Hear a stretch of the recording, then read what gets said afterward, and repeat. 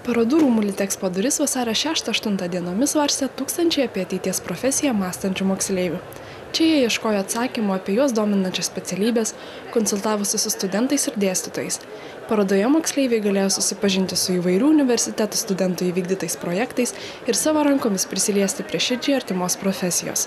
Studijos 2014 mugę iškilmingai atidarė Lietuvos Respublikos prezidentė Dalia Grybauskaitė, drauge su artistu atvėrusi klausimų duris ir palinkėjusi visiems susirinkusiems rasti savo ateities profesiją Lietuvoje.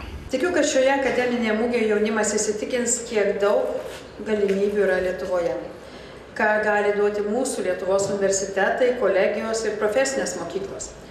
Todėl kviečiu labai įdėmiai visus apžiūrėti parodą ir labai rimtai apsispręsti, ką darysite su savo ateitimi, kokias studijas pasirinksite, o svarbiausia būtent Lietuvoje. Todėl linkiu, kad ši paroda padėtų jaunam žmogui ir atrasti ir pasirinkti būtent savąjį kelią. Taip prasidėjo maratonas po visas Lietuvos aukštąsias mokyklas susirinkusias po vienu stogu. Šiemet paroda buvo padalinta į 2 korpusus. Viename jų moksleiviai galėjo gauti informacijos apie su studijomis susijusias problemas, o kitame sektoriuje iš arčiau pamatyti universitetų turimą techniką, mobilias laboratorijas, projektų maketus bei pabendrauti su jų kūrėjais. Bendraudami su laidos Universitetai LT komanda moksleiviams informaciją teikiantys studentai Goda ir Šarūnas pasakojo, kokios specialybės šiemet labiausiai domina moksleivius ir kiek jos yra perspektyvios. Aš manau, kad kalbos, nes kalbos visą laiką bus naudingos visur ir visur jas galėsi panaudoti. Na, iš mano fakulteto nauja specialybė radiologija, manau, kad jos dar nebuvo, tai specialistų gal kaip ir trūkumas turėtų būti, tai manau būtų visai aktualu ir šiuo metu stojantiems.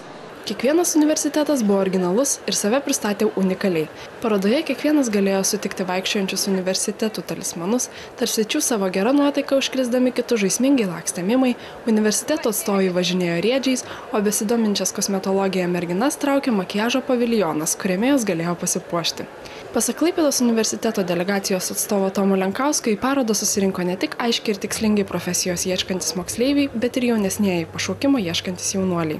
Yra ir tokių, vieni yra 12-okai, tai jie jau žino, būna profiliuoti ir žino, kad reikia inžinerinių specialybių, yra taip pat ir ateina 8-okai, 9-okai, jie tik tai galvoja, kokios krypties studijas.